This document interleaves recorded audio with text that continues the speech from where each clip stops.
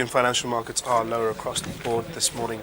The UK's FTSE 100 index is currently below the flat line and also below the 6,000 level. And the Euro Stoxx 50 index is lower by 0.2%. In the currency markets, the euro is also losing steam against the dollar. The dollar, on the other hand, has surged against its rivals, while in the peripheral bond markets, both Spanish and Italian, bond yields are creeping a little higher, but still relatively stable. Good morning, it's Friday, it is the best day of the week. I'm Ishaq, Siddiqi, and welcome to another daily market buy. I'm going to give you a quick idea of what's going on in markets, what's shaking things.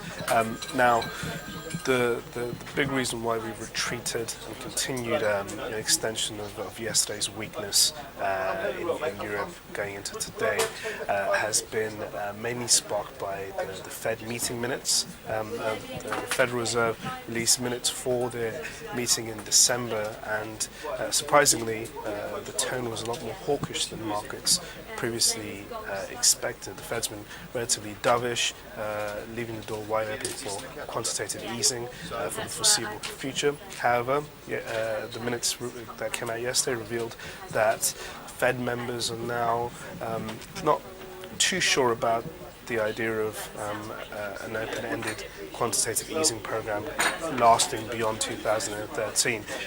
Some members would like QE to continue until the end of 2013. Some have called for an end by mid-2013, and others are thinking perhaps an instant end to QE. Now that's rattling markets because, admittedly, over the last 2 years, ever since QE1 was launched by the Federal Reserve, financial markets are pretty much addicted to this fix of liquidity by central bank, the central bank activism that we've seen, not only by the Fed but also by the Bank of England.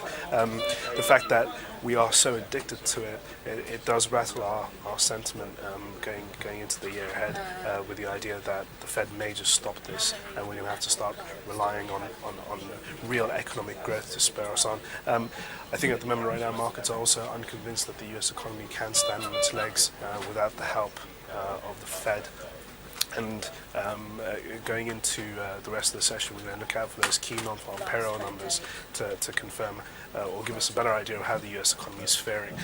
Now, the payrolls, interestingly, if they are going to be stronger than expected, which is what we are expecting, given that the ADP numbers that came out yesterday suggested 250,000 jobs created by the US economy in December. If we get something on a similar level as the ADP, it would suggest that the US economy is growing and doesn't need quantitative easing, doesn't need the Fed to push it along.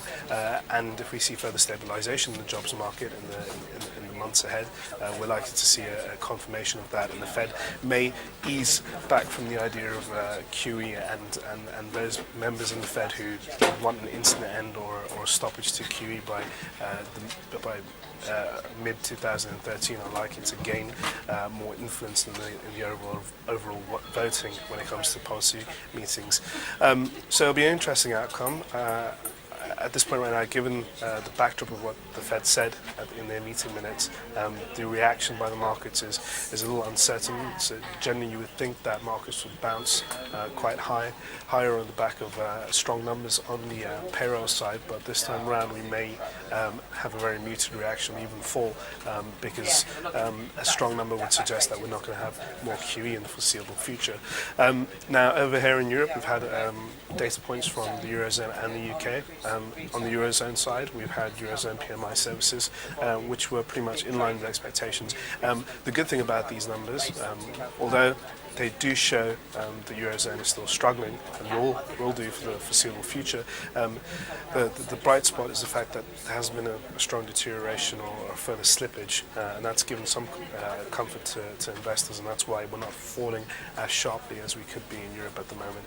That's not the same case for the UK. PMI services came in much lower than expected, below the 50 level. 50 marks the point between extraction and contraction. Above 50 is expansion, and below 50 is contraction. So This has refueled a lot of the worries that the UK's economy may be slipping back into a recession, and that's not a good thing considering we had a very strong third quarter GDP number for 2012. It looks like fourth quarter GDP numbers are not going to be great, and that would indicate that we may be slipping into a recession going into 2013.